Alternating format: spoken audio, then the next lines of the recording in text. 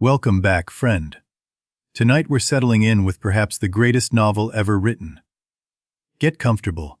This is going to be wonderful. Don't worry about staying awake for all of it. That's not the point. The story will be here whenever you drift back to listen. The Brothers Karamazov by Fyodor Dostoevsky. Some call it the greatest novel ever written. Others simply call it the one that changes you. Karamazov. Even the name feels heavy on the tongue. In Russian literature, this family name has come to mean passion, beyond reason, destruction, and strange redemption. Picture a small Russian town in the 1870s. Provincial, dusty in summer, frozen in winter. A place where everyone knows everyone's secrets and sins. Here lives Fyodor Pavlovich Karamazov. The father, a man without shame, without decency, without any quality that might make fatherhood holy or even bearable. His first wife came from money. That's why he married her. He drove her to madness with his debauchery, then abandoned their son Dmitri without a backward glance. She died young, as such women often do in Russian novels. Her money was gone, spent on Fyodor's pleasures. Little Dmitri was left with servants and distant relatives. His second wife was barely 16, young, beautiful, gentle. Within months she fled with a seminarian, leaving behind 2 infant sons, Ivan and Alyosha. She died too, somewhere far away. Fyodor received the news with a shrug. 2 more sons in his house, Ivan the brilliant, Alyosha the gentle, neither one wanted. All 3 brothers grew up essentially orphaned. Different mothers, different temperaments, but united by the same terrible father who gave them nothing but his cursed blood. Dmitri grew up wild. All passion and honor, generosity and rage. He would give his last kopeck to a stranger, then smash a tavern in fury over nothing. Ivan was cold where Dmitri burned hot. Brilliant at university, writing articles that scandalized and impressed. He believed in nothing, or so he told himself. And Alyosha, the youngest, the strangest. Something in him drew toward light. He entered the monastery as a novice, seeking a different father altogether. In the monastery lived Father Zosima, the elder, a holy man beloved by thousands who came seeking blessing, confession, healing. Alyosha became his devoted student. Zosima had a strange practice. When visitors came confessing sins, he would sometimes bow to the ground before them. He saw suffering ahead and honored it. One day, all 3 brothers came together at the monastery. Fyodor had summoned them, claiming he wanted to settle family disputes, but Fyodor never wanted peace. Before the monks, before Father Zosima himself, Fyodor began his performance. Mockery, crude jokes, deliberate provocations. He could not help himself in holy spaces. Dmitri arrived late, uniform disheveled, dark eyes burning. The moment he saw his father, something electric passed between them. Old hatred, fresh grievance. The dispute was about money. It always was. Dmitri claimed his father owed him his mother's inheritance. Fyodor claimed there was nothing left, only debts. Fyodor played the victim brilliantly. His own son threatening him? An old man defenseless, persecuted? The lies came easy as breathing to him. Ivan watched it all with cold eyes. He despised his father, but he despised the spectacle of family feeling even more. His silence was its own kind of judgment. Father Zosima watched Dmitri with different eyes, not judging the rage, but seeing through it to something underneath, a capacity for great suffering, and perhaps redemption. Then Zosima did something no one expected. He rose from his chair, approached Dmitri, and bowed to the ground before him, forehead touching the stone floor. What did the elder see? What suffering awaited Dmitri that deserved such honor? The room fell silent. No one would ever forget this moment. Fyodor could not leave it alone. Even after the holy man's bow, he kept joking, mocking, making everything crude. Some men cannot stop destroying sacred moments. The meeting ended in chaos. Dmitri stormed out. Ivan followed with measured steps. Fyodor was escorted away, still laughing. Alyosha stayed behind, heartbroken. Alyosha loved his brothers, all of them somehow. He loved his father too, or tried to. But the monastery was his true home and Zosima his true father. That night, something hung in the air over the town. a tension like before a storm. In 3 different houses, 3 brothers lay awake with thoughts they dared not speak. Murder was coming. Everyone could feel it, though no one would say the word. The Karamazov blood was heading toward its reckoning. But that's for later. Rest now. Now let me tell you about Grushenka, the woman at the center of everything. Both father and son had fallen under her spell, and she knew it. She had been seduced at 17 by a Polish officer. He promised marriage, took everything she had, then vanished. That betrayal made her who she became. She'd built herself back through old Samsonov, a wealthy merchant who kept her in comfort. Men lined up wanting her. Fyodor Karamazov chief among them, despite his age. Father and son wanting the same woman. Fyodor offered money, jewels, anything. Dmitri offered his whole burning heart. Grushenka kept them both dangling. Waiting. But Dmitri was already engaged to another woman, Katerina Ivanovna, proud, beautiful, aristocratic. Their story was stranger than any novel could invent. Her father had been a military commander and a gambler. He'd lost regimental funds, faced disgrace, imprisonment, death. Only one person could save him, Lieutenant Dmitri Karamazov. Katerina came to Dmitri's rooms alone. At night, to beg for money to save her father. She knew what she was offering. So did he. Dmitri could have taken anything from her that night. Instead, he bowed, gave her the money freely, and opened the door. His one noble act, and it destroyed them both. She became engaged to him out of gratitude. Called it love. Perhaps it was, in its strange way. But gratitude and love are different poisons. Dmitri found himself trapped. Engaged to a woman he respected but couldn't love. Obsessed with Grushenka whom he couldn't have. His passionate nature tearing him apart. Katerina had given Dmitri 3,000 rubles to mail to Moscow for her. He carried that money everywhere. Soon into a cloth around his neck, a test of his honor. Meanwhile Ivan watched Katerina from afar. The intellectual who believed in nothing found himself helplessly drawn to his brother's proud fiancée. He told no one. There was a 4th son no one acknowledged. Smerdyakov, the servant. Born of Fyodor's worst crime, raised in his house as a constant reminder of sin. His mother was called Stinking Lizaveta, a holy fool who wandered the town, touched by God or madness or both. She slept in gutters and spoke to angels. Fyodor had defiled her for sport, to prove he could violate even what the town considered sacred. When she died giving birth in his garden, he laughed. Smerdyakov was raised by Fyodor's servant Grigory, in the same house as his father, but as a kitchen boy. Never named, never claimed, only used. Smerdyakov had epilepsy, falling without warning, foam at his lips, body rigid then convulsing. But he also had intelligence, cold and observant, that no one noticed. Ivan was the only one who talked to Smerdyakov as an equal. Late-night conversations in the kitchen. Philosophy, atheism, the nature of good and evil. Ivan's philosophy was simple and devastating. If there is no God, then everything is permitted. No morality, no sin, no consequences. Smerdyakov memorized every word. Back at the monastery, Father Zosima was teaching Alyosha a different philosophy. Love all creation, he said. Love every leaf, every ray of light, every grain of sand. Zosima had not always been holy. In his youth he was a proud military officer. Quick to anger, quick to demand satisfaction. A duel changed everything. He had challenged a man over a woman. The night before the duel, he beat his servant for a small mistake. The man's silent face haunted him all night. At the dueling ground, he stood and let his opponent fire first. The bullet missed. Then Zosima threw down his pistol and begged forgiveness from everyone present. That was decades ago.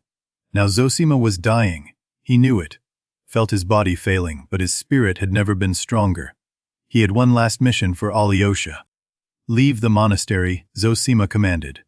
Go into the world. Your brothers need you. Your place is not behind these walls, but among the living and the struggling. Alyosha had imagined his whole life here. Prayer, silence, the peace of the cloisters. Now his beloved elder was sending him away, back to the chaos of his family. You will know great sorrow, Zosima told him.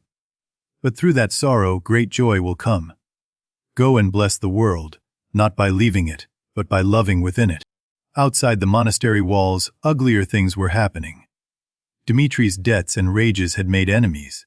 One day he publicly humiliated a poor retired captain named Snigiryov. Snigiryov owed money to someone Fyodor was cheating.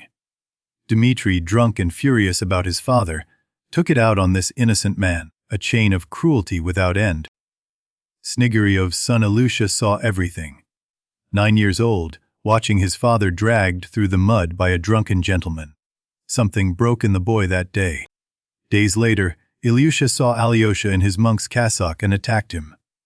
Bit his finger to the bone. Defending a father's honor the only way a child knew how. Alyosha didn't fight back. He understood. This was not about him. It was about a son's desperate love, a father's destroyed dignity, a world that crushed the weak. The schoolboys had made Ilyusha their target. Every day they threw stones at the captain's son. Every day he threw stones back, alone against a mob.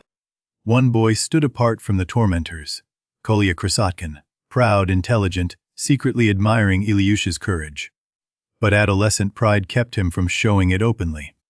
Alyosha went to the Snigiryov home carrying money from Katerina. Charity for the family Dmitri had wronged. 200 rubles that might feed them for months. Inside that cramped home, Snigiryov wept with gratitude. Then something shifted. His eyes went wild. He threw the money on the ground and stamped on it.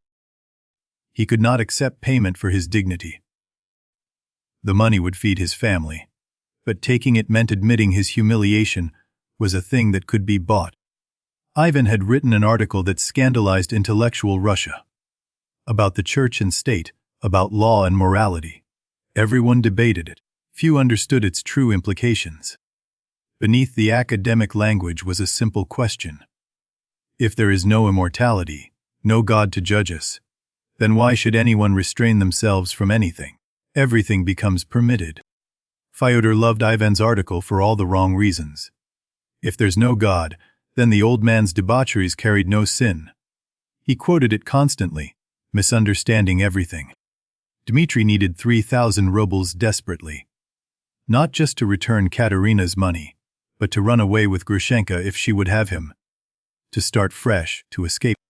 He had promised himself return Katerina's money first. Whatever else happened, he would not be a thief. That 3,000 around his neck, his last claim to honor. Nights, Dmitri watched Grushenka's house from the shadows, waiting to see if his father came, if she let him in. Jealousy and love making him half mad. The whole town was whispering. The Karamazovs, father and sons, their scandals, their debts, their lusts. Something terrible was coming. Everyone could feel it. All the threads were gathering. Father and sons, money and women, faith and doubt, love and hatred. A storm system building toward catastrophe. But rest now, will continue soon. One afternoon Ivan and Alyosha met at a tavern. Two brothers who barely knew each other. What followed was a conversation that would shake Alyosha's faith forever. I accept God, Ivan said calmly. I don't deny him, but his world, the world he created, I cannot accept. I return my ticket to his creation. Why can't you accept it? Alyosha asked softly. Ivan's answer came like a blade. Because of the suffering of children. Innocent children. I have collected their stories. Ivan told him about a general's hunting dogs. A serf boy had thrown a stone, hurt one dog's paw. The general had the child stripped naked and hunted. The mother was forced to watch. Ivan continued. Tell me, little brother. What harmony in heaven could ever make that right? What eternal truth justifies one child's tears? I don't want harmony, Ivan declared. Not at that price. It's not worth one tear of that tortured child. I respectfully return my ticket to God. But I have a poem for you, Ivan said. I wrote it years ago. It's about Christ returning to earth, to Seville, Spain, during the Inquisition. Picture Seville in the 16th century. The day after 100 heretics were burned alive for the glory of God. Into this city, Christ returns. He doesn't announce himself, but people know him instantly. He moves among them, healing, blessing. A blind man sees. A dead child rises from her coffin. The Grand Inquisitor watches from the cathedral steps. 90 years old, tall, withered, eyes still burning. He orders his guards arrest that man. They throw Christ into a prison cell. That night, the old Inquisitor comes alone with a lamp. He stands before the silent prisoner and begins to speak. "Why have you come to interfere?" The Inquisitor asks. "You had your chance. 15 centuries ago, you gave humanity freedom. We have spent those centuries correcting your mistake. The 3 temptations in the wilderness," the Inquisitor explains. "You rejected all 3. Bread, miracle, earthly power. You wanted humanity to choose you freely, but they cannot. We took up where you left off," the old man continues. "We gave them bread, miracles, and authority. They need to be led. Freedom only tortures them. We love them more than you did," the Inquisitor says softly now. "We bear their burden of freedom. Tomorrow I will burn you too, and they will bring the wood." Christ says nothing throughout. Then, as the old man finishes, he rises. He approaches the Inquisitor, and he kisses him gently on his bloodless aged lips. The Inquisitor shudders. Then he opens the prison door. "Go," he says. "Go and never return." Christ walks out into the dark streets of Seville. That's the end. Alyosha sat in silence for a long time. Then he leaned across the table and kissed his brother on the lips. "That's plagiarism," Ivan laughed, but he was shaken. The brothers parted that evening. Ivan went back to his books and his terrible logic. Alyosha returned to the monastery, carrying his brother's words like stones in his heart. Father Zosima felt the end approaching. He gathered his monks and began to tell them his life story. Not for pride, but his final teaching, how even a sinner finds grace. He told them of a mysterious visitor years ago. A wealthy, respected man who came to confess a secret murder committed 14 years before. No one had ever suspected him. The man had killed a woman who rejected him, then watched an innocent servant be convicted and die in prison. For 14 years he prospered, gave to charity, was beloved. He confessed publicly and died the next day. Some said of joy, some of heartbreak, but he died free. Zosima learned from him. Confession liberates even unto death. Love all creation, Zosima whispered near the end. Water the earth with your tears of joy. Love the animals, love the plants, love everything. His breathing slowed, then stopped. A holy man's death should be marked by miracles. His body should remain uncorrupt, fragrant with sanctity. Everyone expected Zosima's remains to prove his holiness. They waited and watched. By evening the smell began. Not flowers, not sanctity, corruption. The body was decaying faster than nature would explain. Whispers started, scandal was brewing. Father Ferapont, Zosima's rival in the monastery, declared it proof of fraud. Devils had served the elder all along! The doubters rejoiced, the faithful wavered, and Alyosha watched. Alyosha stumbled out of the chapel, all his certainties crumbling. Why would God shame his faithful servant? Ivan's words returned. What kind of world allows such injustice? That night was Alyosha's dark night of the soul. He wandered the monastery grounds, unable to pray. The man he loved most had been humiliated. God had allowed it. A seminary student named Rakudin found him. Rakudin was cynical, ambitious, secretly delighted by Alyosha's fall. He led the young monk toward Grushenka's house, toward temptation. But Grushenka surprised them both. She saw Alyosha's grief and didn't mock it. She perched on his knee, then slid off when she saw his tears. Something human woke in her. Then a messenger came. Grushenka's Polish officer, the one who ruined her 5 years ago, had returned. He was waiting for her in Mokroy. Everything stopped. She had to go to him. Despite everything, she called for horses, threw on her cloak.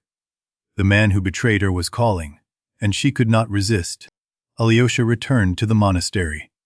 In the chapel, a monk was reading aloud over Zosima's body. The story of Cana, where Christ turned water into wine at a wedding. Alyosha sank to his knees, listening. And then, he couldn't explain it later, he saw Zosima. Not dead, but standing at a great feast, smiling, beckoning him forward. Alyosha woke sobbing with joy.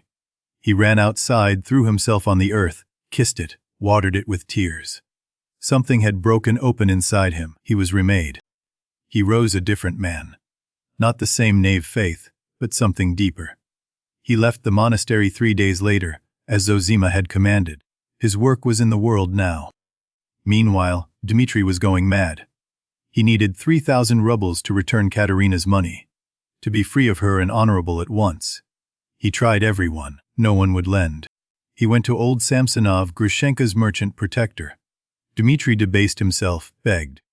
The old man sent him on a fool's errand to a man called Lyagavy, knowing it was pointless. Dmitri drove all night through mud and forests to find Lyagavy. The man was drunk, unconscious, useless. More wasted time. More mounting desperation. The trap grew tighter. Racing back to town, Dmitri's mind spun darker. His father had the money. His father wanted Grushenka. His father was the obstacle to everything he needed and loved. 3,000 rubles. That was all that stood between Dmitri and a clean conscience. 3,000, and he could meet Grushenka as a man of honor, not a thief. He returned to town to find Grushenka gone. To Mokroy, to her Polish officer. Dmitri's world collapsed. She had chosen, and not him. But wait, had she? He went to his father's kitchen. Took the brass pestle from the mortar. Felt its weight in his hand. Then he ran into the night, toward his father's house. Through the dark streets. Through the gate. Into his father's overgrown garden. His heart pounding. The pestle in his coat. What was he planning? Even he didn't know. He crept to the window. His father was inside, pacing. The old man thought Grushenka was coming. Fyodor had offered her 3,000 rubles to visit him tonight. Dmitri knew the signal. A special knock that meant Grushenka had arrived. Smerdyakov had told him about it.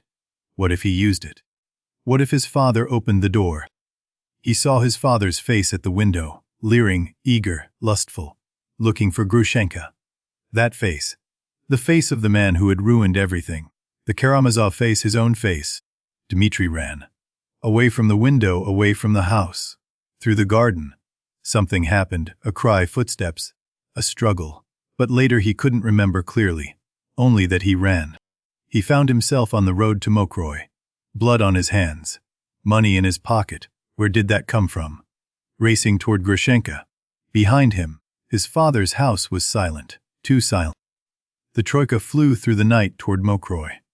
Dmitri stopped at every shop along the way, buying champagne, food, anything, spending money that wasn't his, or was it? Hire the gypsies! Dmitri shouted. Bring the musicians! Tonight we celebrate! His voice cracked between joy and something like grief, the final party of a doomed man. At the Mokroy Inn, Grushenka sat with her Polish officer. 5 years of longing had led to this moment, and he was nothing. Shabby, mercenary, small, her dream turned to ash. The Pole wanted money. That's all he'd ever wanted. He spoke of old debts, new opportunities. Grushenka's heart, already hardening, felt something unexpected, relief, and something else, freedom. Then Dmitri burst through the door. Champagne in hand, gypsies streaming behind him, money raining from his pockets.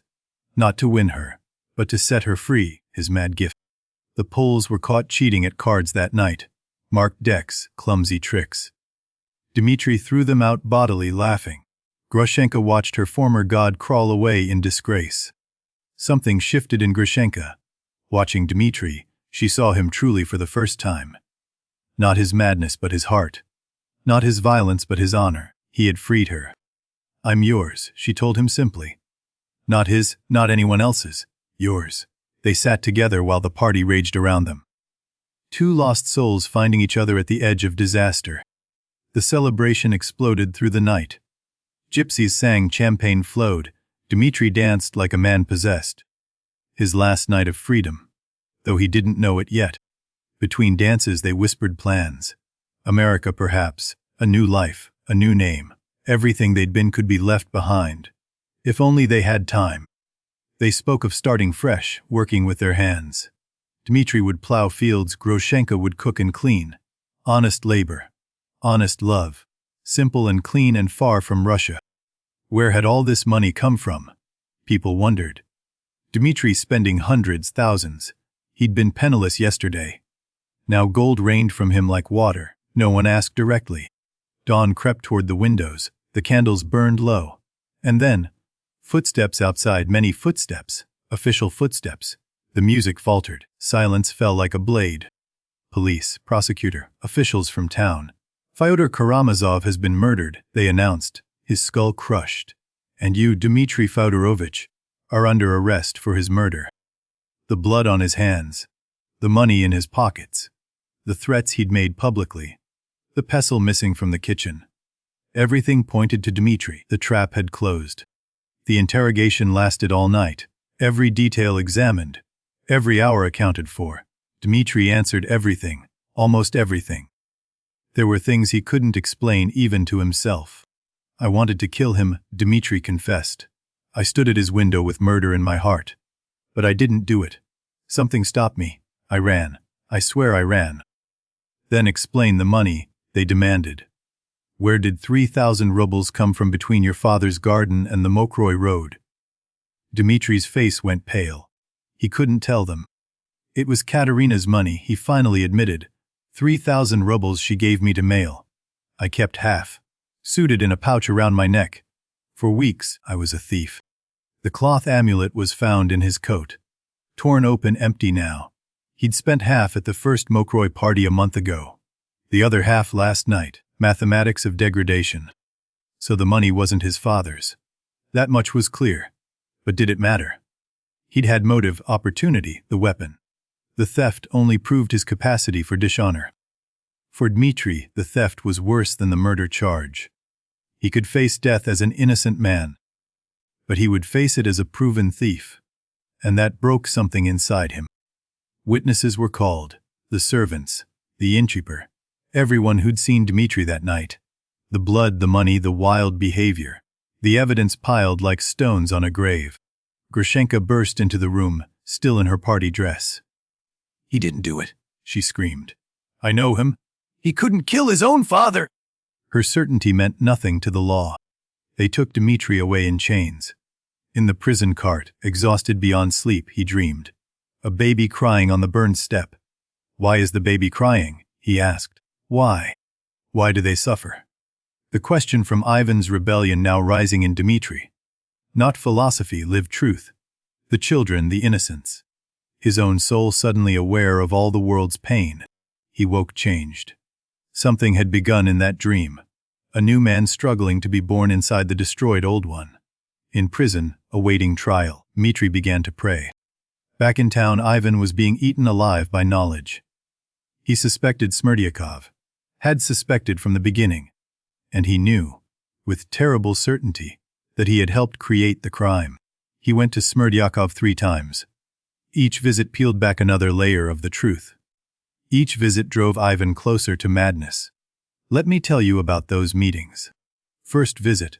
Smerdyakov lay recovering from an epileptic fit, or so he claimed. He spoke carefully, hinting. Did Ivan want the murder? Had Ivan's departure been permission? You taught me, Smerdyakov said softly. All those evenings in the kitchen. If there is no God, everything is permitted. You said it.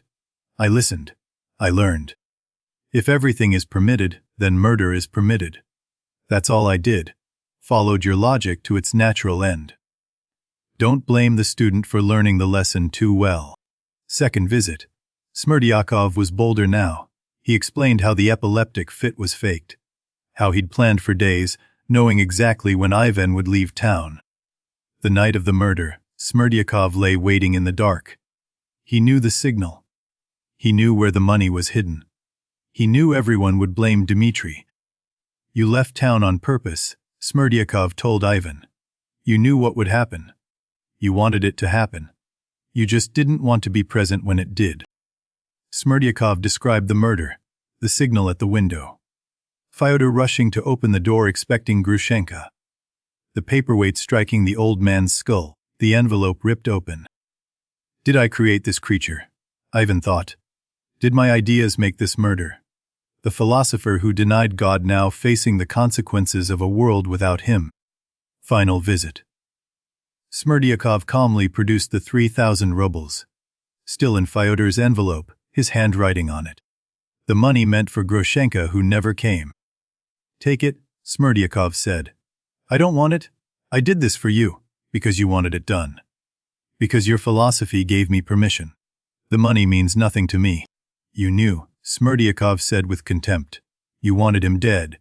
You just wanted someone else's hands to do it. The clever man, keeping his hands clean while others do the work." Ivan took the money. Evidence. He would present it at the trial, confess everything, save Dmitri. The plan formed through the fog of his mounting fever: justice, redemption, truth. That night Smerdyakov hanged himself. A note: "I end my life by my own will. Let no one blame anyone." The murderer departing, leaving only questions behind. Ivan learned of the death and something broke. His only witness gone. The truth buried with the servant. Now only Ivan knew. And who would believe a madman's confession? The fever took hold fully that night. Ivan sat in his darkened room, sweating, shivering. And then he noticed he was not alone. Someone sat in the chair across from him. The visitor looked like a shabby gentleman. Outdated clothes, polite manners, an air of faded respectability. He smiled at Ivan with terrible familiarity. "Hello again," he said. "You're not real," Ivan said. "You're my hallucination." "A fever dream," the visitor shrugged pleasantly. "Perhaps. But we have so much to discuss. We're so alike, you." The devil spoke in Ivan's own voice, used Ivan's own ideas. Every cynicism, every doubt, every cruel joke, reflected back with perfect accuracy. The nightmare was made of Ivan himself. "You wanted everything permitted," the devil laughed. "You got it. No God, no meaning, no consequences. Isn't this what you dreamed? Why so unhappy with your creation?" Ivan screamed, threw a glass at the apparition. The crash was real, but was the visitor. Creator and creation, unable to tell which was which. The philosopher devoured by his philosophy. A knock at the door. Alyosha's voice calling. The devil vanished, if he had ever been there. Ivan stumbled to let in his brother. Wet towel pressed to his burning forehead. Ivan collapsed into his brother's arms. Brain fever, the doctor said later. He would survive, but his mind would never be quite the same. The trial was in days. Alyosha tended to his brother through the fever. Bringing water, changing cloths, praying beside the bed. The saint caring for the sinner. The believer nursing the atheist back. Across town, Katerina paced her elegant rooms. She had a letter. Dmitri's letter, written drunk, confessing his plan to kill his father. Evidence that could destroy him at trial. She had loved Dmitri once, or thought she did. Now she watched Ivan dying of fever, the man she truly loved. If she testified against Dmitri, would Ivan finally be free to love her?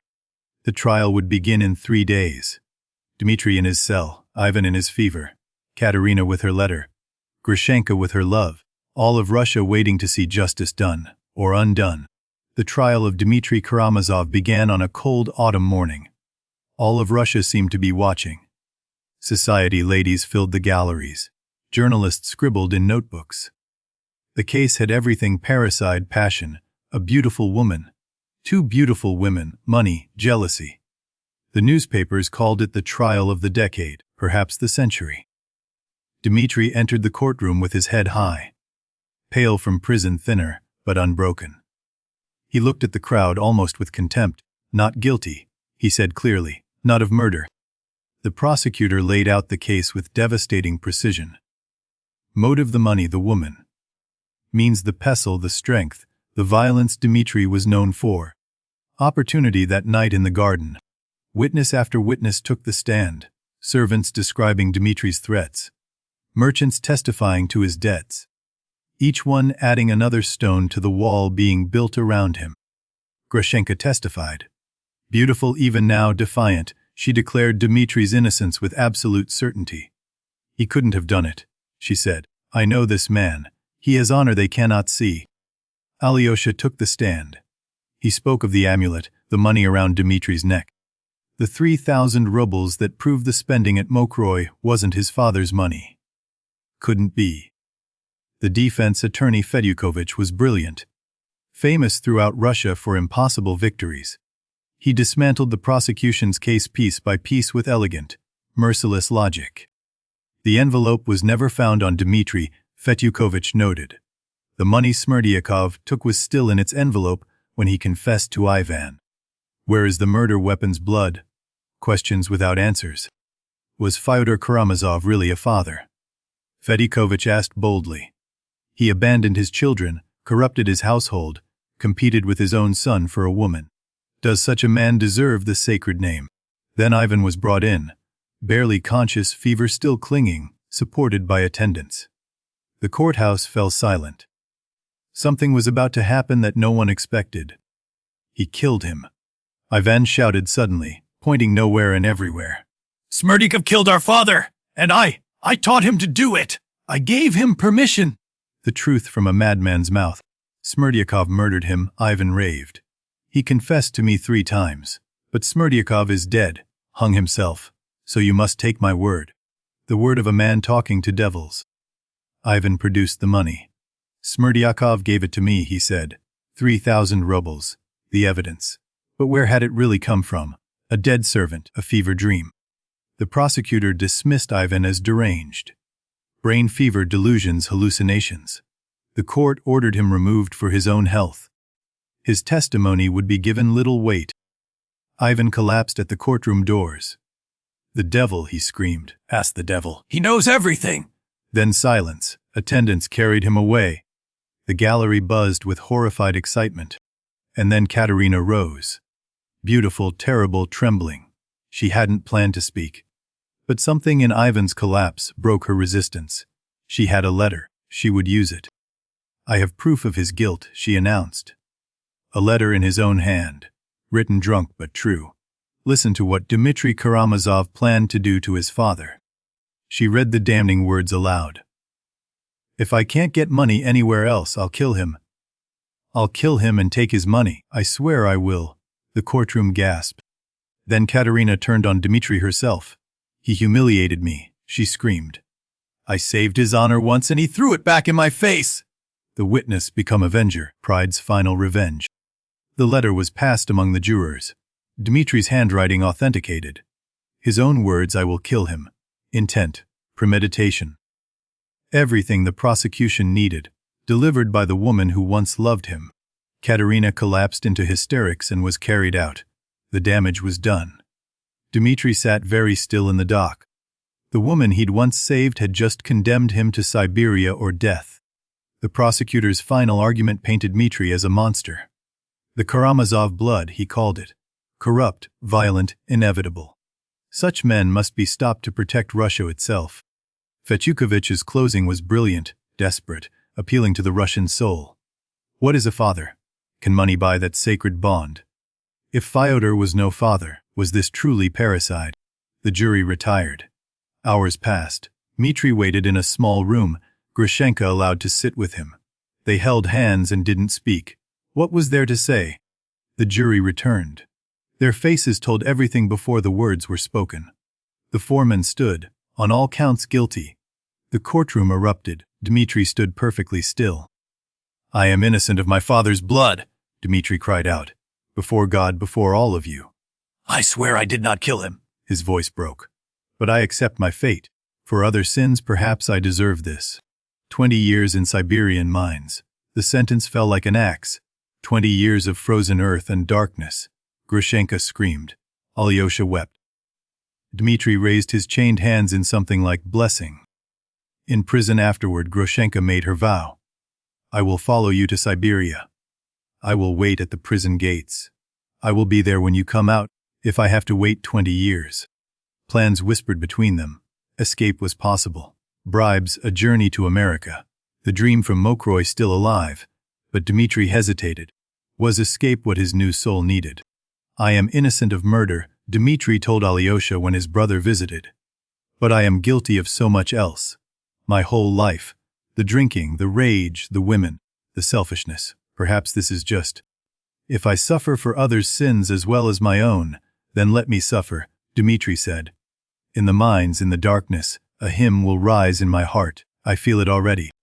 The new man was being born in the old man's prison. Not freedom from bars, but freedom inside them. Dmitry Karamazov, wastrel soldier, would-be murderer, finding grace in the ashes of his life. While the trial consumed the town, little Ilyusha Sneguryov was dying. The boy who bit Alyosha's finger. The boy who defended his father's honor. Tuberculosis, the doctor said, nothing to be done. The schoolboys came to visit, even those who had thrown stones. Kolya Krasotkin came every day, reading to Ilyusha, telling him stories. The proud boy learning humility too late. Alyosha was there too, watching over them all. The death of a child. Ivan's great argument against God. But here was the answer: love. Gathered in a poor room, around a fading life. "Bury me by the stone, Papa," Ilyusha whispered. "The big stone by the bridge where we used to play. Promise me." His father promised through tears he couldn't stop.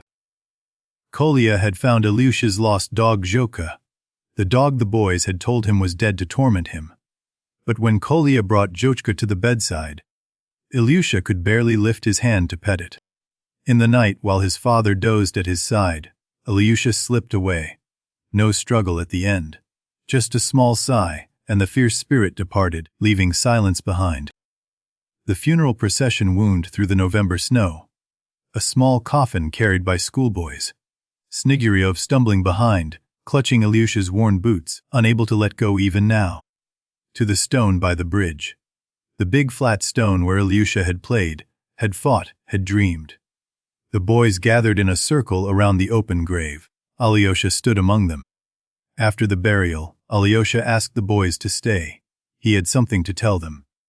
They gathered around him, faces red with cold and grief, waiting. He began to speak. "Remember this moment," Alyosha told them. "This place, this day, this feeling in your hearts. One good memory from childhood, truly good, truly sacred, can save a person's whole life. When you're grown, when life is hard, when you're tempted to do wrong, remember this day. Remember Ilyusha. Remember how much you loved each other right now. It will save you. Let us be kind," Alyosha said. "Let us first be kind, then honest, then brave. Let us never forget each other. Let us never forget Ilyusha." Kolya's voice broke the silence. "Karamazov," he said, "will we really see each other again? Will we see Ilyusha again someday? Is any of it true? The rising, the eternal life?" "We shall rise again," Alyosha answered with certainty that surprised even him. "We shall see each other. We shall tell each other everything that happened, and we shall be joyful together." "We shall tell each other everything that happened," Alyosha repeated. "All the joy and all the sorrow. And we shall understand it then, even what we can't understand now." The boys linked hands in a circle around the stone. An unspoken agreement. They would remember. They would carry Ilyusha with them into whatever their lives became. "Hurrah for Karamazov!" Kolya shouted suddenly. The other boys took up the cry. "Hurrah for Karamazov!" An odd celebration at a grave, but exactly right. Life affirming itself against death. They walked together toward the funeral dinner. Children laughing and crying at once, as children do.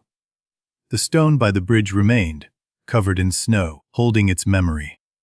Elsewhere, Ivan lay in fever still, sometimes lucid, sometimes raving. Talking about the devil, about God, about everything being permitted. The doctor said he might recover, or might not. Katerina sat beside him when she was allowed. Her pride shattered, she had found something else beneath it. Perhaps love. She bathed his forehead and did not speak of the trial. In prison, Dmitri and Grushenka made their plans. Escape or acceptance. America or Siberia. They had time to decide, they had each other. The future remained unwritten. The story ends mid-stride. No neat conclusions. All the brothers still becoming who they would be. That's how Dostoevsky wanted it. Life doesn't pause for endings. It keeps going like this story in us. Now let's step back from the story itself. Who created this vast world of Karamazovs? What kind of man could write such a thing? The answer is almost as strange as the novel. Fyodor Mikhailovich Dostoevsky was born in 1821 in Moscow. His father was a military doctor at a hospital for the poor. They lived in the hospital courtyard. His father was strict, perhaps cruel. The family bought a small estate, and there years later. The father was murdered by his own serfs, beaten to death for his brutality. Sound familiar? Young Dostoevsky devoured books. Pushkin, Gogol, the great French novelists. He read everything he could find. Stories became his escape from the hospital's suffering, his father's rages, the world's cruelty. His father insisted on engineering school. Practical skills, not literature. But Dostoevsky wrote in secret at night, filling notebooks with stories while his classmates slept around him. At 24, his first novel was published. An immediate sensation. Critics declared a new genius had arrived. Dostoevsky was famous overnight. And then everything fell apart. It was the 1840s. Russia seethed with dangerous ideas. Young intellectuals gathered in secret circles, discussing revolution, socialism, the overthrow of the Tsar. Dostoevsky attended such meetings. The Petrashevsky Circle, they called themselves. They read banned literature, discussed utopian socialism, dreamed of a new Russia. In 1849, the Tsar's secret police came for them. The sentence death by firing squad. Dostoevsky and his friends were taken to a public square in December, lined up before the soldiers, blindfolded, and told to prepare for death. The drums rolled. The soldiers raised their rifles. And then a rider galloped up with the Tsar's reprieve. It had all been staged. Cruel theater. The sentence was commuted to prison in Siberia. One prisoner went permanently mad from those moments before the reprieve. Dostoevsky never forgot the experience. Standing on the edge of death changed everything he would ever write. 4 years in a Siberian prison camp. Brutal cold, brutal labor, brutal guards. He slept chained to murderers, thieves, the desperate men who had nothing left to lose. Only one book was allowed in the camp, the New Testament. Dostoevsky read it obsessively, over and over. The words of Christ became his anchor in the frozen darkness. Among murderers and thieves, he learned about human nature, not from books but from the men themselves. Their stories, their crimes, their unexpected moments of goodness. His education in the soul. His views transformed completely.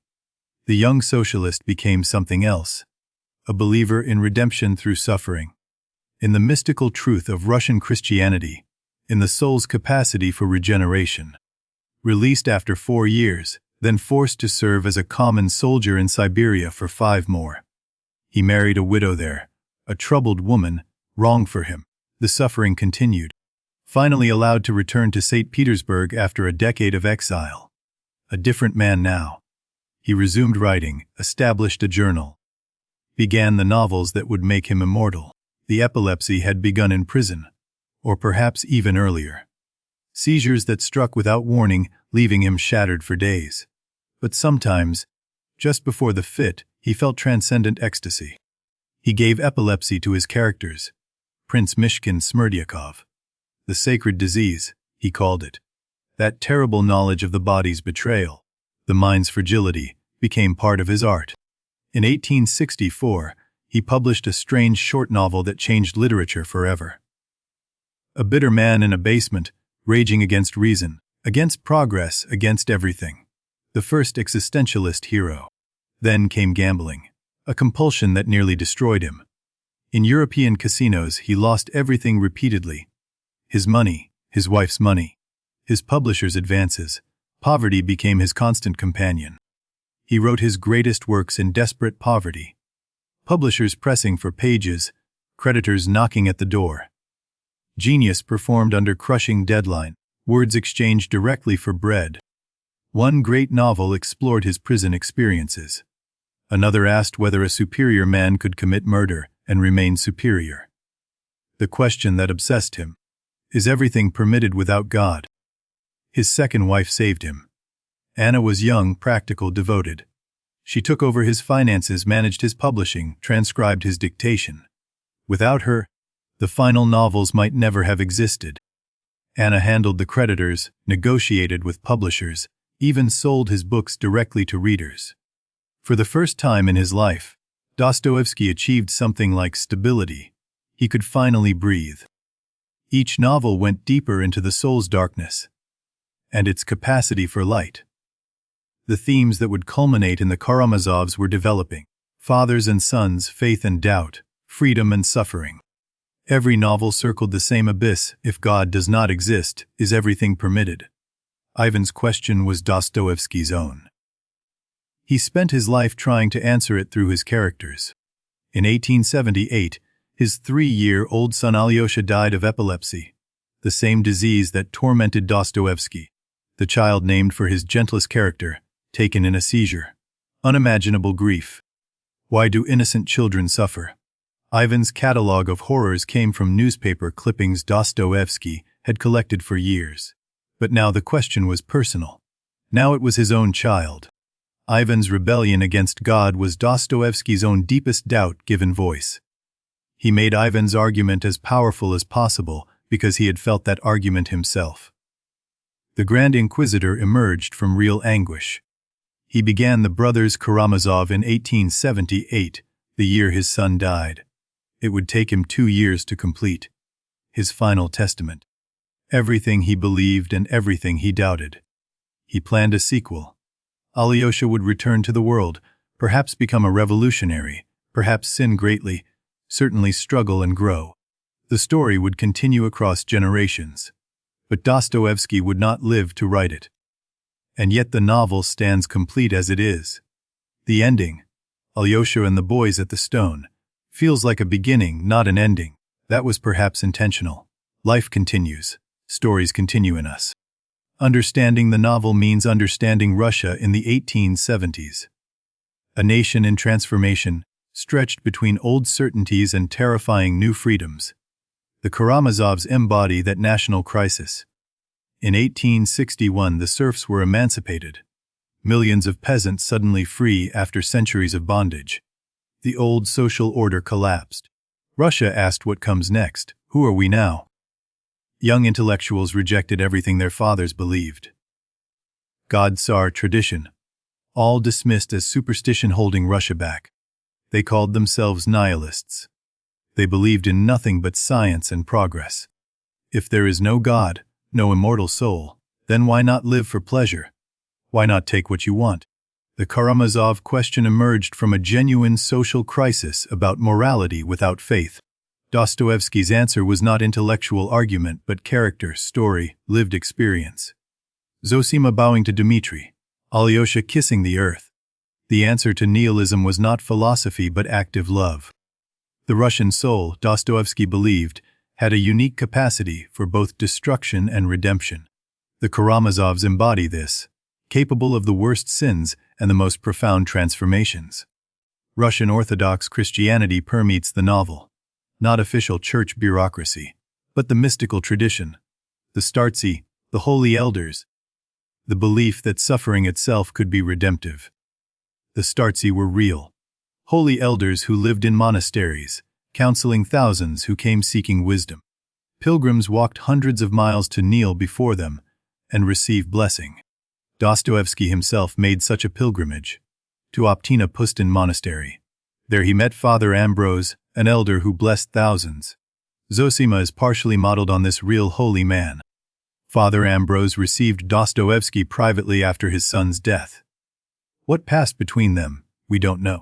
But Dostoevsky left with the fire that would become Zosima's teachings. Active love, that phrase from Zosima's teachings, was Dostoevsky's answer to Ivan. Not passive acceptance of suffering, but going out to meet it. To transform it through engagement with the world. Why did Russia produce such a novel? Perhaps because Russian writers felt permission to address ultimate questions directly. Life, death, God, meaning, subjects other literatures approached obliquely, if at all. No English reserve here, no French irony. Russian literature demanded engagement with the eternal. Dostoevsky wrote as if souls hung in the balance, because he believed they did. The novel is spiritual arena, a place where souls are won or lost, where ideas have consequences, where fiction becomes a matter of life and death. That was Dostoevsky's gift and burden. Dostoevsky died in January 1881, just weeks after completing The Brothers Karamazov. The novel finished, the sequel never begun. His body gave out, but his work was done. 30,000 people attended his funeral in St. Petersburg. An outpouring of grief and gratitude such as Russia had never seen for a writer. He had touched something deep in the national soul. His last words to his family came from the gospel, and then silence. The man who had stared down the firing squad, survived Siberia, and wrestled with God for 60 years, was at peace at last. What happened to this novel after Dostoevsky's death? How did a story from 1880s Russia become one of the most influential works ever written? Let's trace its extraordinary journey. In Russia, the novel was immediately recognized as a masterpiece. Critics who had doubted Dostoevsky fell silent before its scope and power. He had created something beyond argument, a world entire. The Grand Inquisitor chapter became the most debated piece of writing in all of Russian literature. Philosophers, theologians, revolutionaries, everyone had an opinion on Ivan's terrible poem and Christ's silent kiss. Sigmund Freud was obsessed with Dostoevsky. He wrote extensively about the Russian psychology, his epilepsy, his relationship with his murdered father. The founder of psychoanalysis saw a kindred spirit. Freud believed Dostoevsky's own guilt about his father's death, the unconscious wish fulfilled, drove his fiction. The Karamazovs, he argued, were Dostoevsky wrestling with his own parricide fantasies made safe through art. Friedrich Nietzsche discovered Dostoevsky and felt he had found someone who understood. The philosopher who declared God dead recognized his ideas in Ivan, and was troubled by where those ideas led. Existentialism was born partly from Dostoevsky's pages. The anxiety of freedom, the absurdity of existence, the responsibility of choice without divine guidance. His characters lived these ideas before philosophers named them. If God does not exist, everything is permitted. This phrase, Ivan's credo, echoed through 20th century philosophy. Writers and thinkers returned to it again and again, agreeing, disagreeing, unable to escape it. The modernist writers, Kafka, Joyce, Woolf, all acknowledged their debt to Dostoevsky. He had mapped the interior landscape of consciousness before anyone else. He had made psychology into art. Translations spread the novel across the world. Constance Garnett brought Dostoevsky to English readers in the early 1900s. Each translator wrestled with capturing the Russian soul in foreign words. How do you translate the Russian soul? That ineffable quality, the capacity for both supreme goodness and terrible destruction, that Dostoevsky embodied in his characters. Every translation is an interpretation. Film directors have attempted the novel since cinema began. The earliest versions were silent films, trying to capture Dostoevsky's psychological complexity through faces and gestures alone. Few have fully succeeded. Soviet Russia had a complicated relationship with Dostoevsky. His religious faith was problematic for the atheist state, but his critiques of bourgeois society were useful. He was cautiously embraced, then rejected, then reclaimed. The Grand Inquisitor has been performed as a standalone piece countless times. Actors have spoken Ivan's terrible monologue on stages across the world. The chapter works as drama because it is drama. Composers have tried to make the novel into opera. The emotional extremes, the philosophical debates, the human drama. It seems perfect for music. But its sprawl resists compression into any single form.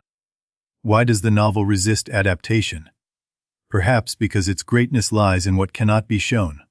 The interior monologue, the philosophical argument, the narrator's voice weaving through the action. Film shows, Dostoevsky tells and thinks. Every generation discovers the Karamazovs anew. What speaks to each reader changes with the times. Cold War readers saw East versus West. Today's readers find new meanings we can't yet name. During the Cold War, some saw the brothers as ideologies. Ivan the skeptical West, Alyosha the spiritual Russia. Dmitri the passionate revolutionary who might go either way. Politics found its mirror in fiction. After the Soviet Union fell, Russians rediscovered their own literary heritage. Dostoevsky's religious vision, once suppressed, now spoke freely again. Churches displayed his portrait. Schools taught his faith. Scholars continue arguing about the novel's meaning. Was Dostoevsky's answer to Ivan convincing? Does Zosima's faith really refute the Grand Inquisitor? The debate continues in universities everywhere. The question of Alyosha's future haunts readers. What was Dostoevsky planning? Some scholars found hints he meant Alyosha to become a revolutionary, even an assassin. The gentle monk transformed by the world's violence. Some speculate Alyosha would have sinned greatly before achieving redemption. A fall from grace, then a harder one return. The sequel might have tested everything the first novel established. We'll never know. Perhaps the novel's incompleteness is its perfection. Like life itself, it refuses neat endings. The Karamazovs are still becoming who they will be, in our imaginations, in our arguments, in our souls. Readers who return to the novel year after year report that it changes. Or rather, they change, and the novel reflects new things back at them. A living text that grows with its readers. Which characters stay with us most? Dmitri's passion, that wild, destructive, creative energy. So human in his contradictions. So recognizable in his struggle between what he wants and what he should be.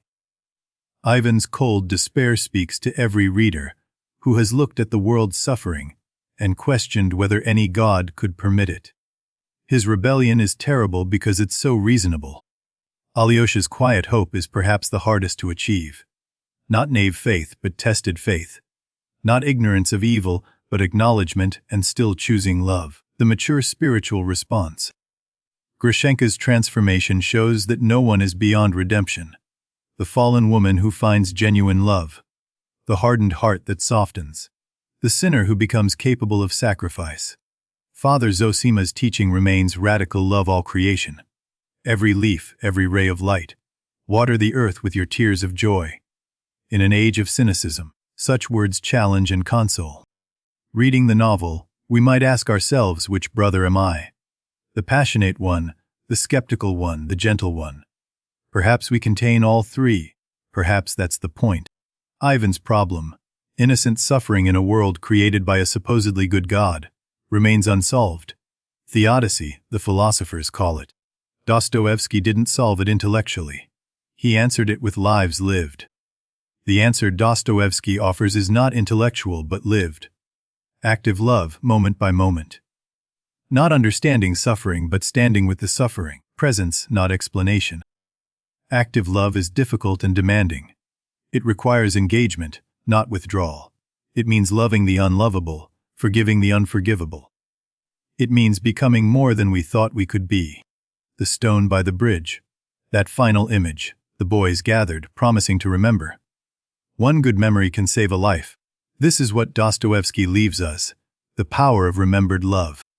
Why does this novel still matter? Because we still ask the questions. Does God exist? Is everything permitted? Can people change? How should we live? Dostoevsky doesn't answer for us. He insists we ask. Each reader finishes the book differently. Some find faith strengthened. Others find doubt deepened.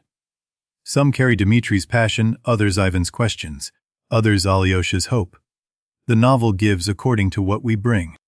The invitation remains open, to keep wrestling with the text, with the questions, with ourselves. Dostoevsky offers no final answers. He offers company in the struggle. That's what great literature does. Dostoevsky would have wanted this. Readers still arguing with him, still questioning, still seeking. Not passive acceptance but active engagement. Not worship but wrestling. That's the only tribute he'd respect. The novel is a living thing. It grows in each reader, changes with each reading. Propagates through conversations and arguments and memories. It has become part of how humanity thinks about itself. And now, as we approach the end of our journey together, let these ideas settle. The Karamazovs have entered your mind. They'll stay there, those brothers, that question, that kiss. Let them rest with you. We've traveled far together tonight, through a world of brothers and fathers, faith and doubt, suffering and love. Let's begin to let it settle now. Let the story rest. A family torn apart by passion, greed, and old wounds. Father against sons, brothers against each other. And yet, at the end, something like redemption flickering in the darkness. The question of God tested in the crucible of human suffering. Ivan's rebellion, the Grand Inquisitor's accusation, and Christ's only answer, a kiss, not argument but presence, Not logic but love. No easy answers. That was never the point. Dostoevsky didn't write to comfort us with certainties. He wrote to make us feel the weight of the questions, to keep us awake to mystery, but perhaps a direction. Toward love, toward others, toward the earth itself. Father Zosima's teaching echoing forward, love all creation. Water it with your tears, and you will understand. Dmitri in his prison cell, learning to pray. The wild man becoming quiet, not defeated, transformed. Finding in confinement a freedom he never knew when he was free. Ivan in his fever, wrestling still with angels and devils. Perhaps he will recover. Perhaps he will find his way back to something he can believe in. We can hope for him.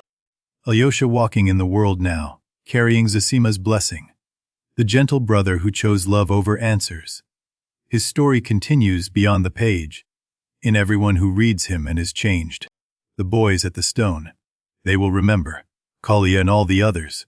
One good memory from childhood, held sacred. One promise to be kind. Sometimes that's all it takes to save a life. Small acts of kindness. That's the answer to the Grand Inquisitor. Not grand gestures, not theological systems. Just one person helping another, moment by moment, day by day. Active love in action. Let the characters rest now. Dmitri with Groshenka dreaming of futures. Ivan in his sleep. Alyosha on his road. They've earned their peace, and so have you. The story is told. Let the questions rest too. They'll be there tomorrow if you want to wrestle with them. Tonight, just let them float like clouds across a quiet mind. No demand. The snow is falling on the Russian town now. Soft, silent, covering everything in white. The monastery, the courthouse, the Karamazov house. All tucked in for the night. Monastery bells in the distance. Evensong perhaps, or just the hour being marked. The sound carries over the snow, soft and far and ancient. The world continues its rhythms. Candles burning low in windows across the town. One by one they flicker and go out. Families settling in. Stories ending for the night. Dreams beginning their work. The vast Russian landscape settling into sleep. Fields white with snow, forests dark against the sky, roads empty now. The world is large and quiet and patient. Birch trees white against the dark, like ghosts or like guardians. They've stood here for generations, watching human dramas pass. They'll stand here for generations more. Some things endure. Stars appearing one by one overhead. The same stars that shone on Dostoevsky. The same stars that shone on the first readers of this novel. The same stars shining on you now. Everything that happened. Fyodor's murder, Dmitri's trial, Ivan's fever. Ilyusha's death. Alyosha's blessing, it all happened in the way that stories happen, which is to say, truly. Everything that will happen waits. For the characters, for you, for all of us. Tomorrow and tomorrow. But that's for then. For now, just this moment, this rest, this quiet. For now, just this quiet. The story finished. The questions resting. The night deep and soft and welcoming. You've traveled far. You can stop now. You can rest. The book is closed now. The story held inside like a seed. It will grow in you quietly, in ways you won't notice until later. That's how good stories work. You carry it with you now. The brothers and their struggles. The question of God and the answer of love. The stone by the bridge. These things are yours. These brothers, Dmitri, Ivan, Alyosha, their struggles and their loves. They'll walk beside you into sleep tonight. Companions now. Fellow travelers through the questions that matter most. Let them walk beside you into sleep. No need to think about them actively. Just let them be there, at the edge of your dreaming mind. Friends now, after all this time together. No tests, no requirements. No one is going to ask you what the Grand Inquisitor meant. Just the gift of a story, offered freely. Receive it however you wish. Just the gift of a story shared. From Dostoevsky to the world. From the world to you. From this voice to your ears in the dark, wherever you are. Dostoevsky would have liked that. Stories in the night against the darkness. Connection across centuries. The only immortality he believed in besides the soul's. The immortality of words shared. Stories in the dark against the cold. The oldest comfort there is. Since the first fires in the first caves, humans have told each other stories to make the night bearable. The oldest comfort there is. You're part of that now, the great chain of tellers and listeners stretching back through time. Tonight, the Karamazovs were told to you. Tomorrow, perhaps, you tell them to someone else. So close your eyes if they're heavy. Let the weight of the story press you gently down into sleep. The brothers will be here when you wake, if you want to visit them again. The Karamazovs will be here, on the shelf in your memory, in the culture that holds them. They don't go away. The great characters never do. They wait for us to return. Whenever you want to return. Whenever you need the questions, the company, the comfort of Dostoevsky's dark and loving world. The door is always open. The brothers always waiting. Good night, friend. Thank you for staying with me through this long journey. Through murder and faith and doubt and love. Through the Karamazovs and their creator. Through Russia and back again. Sleep well. Dream of Russia if you like. The snow, the birches, the golden domes. Dream of brothers finding their way. Dream of love that answers every question. Good night. Good night.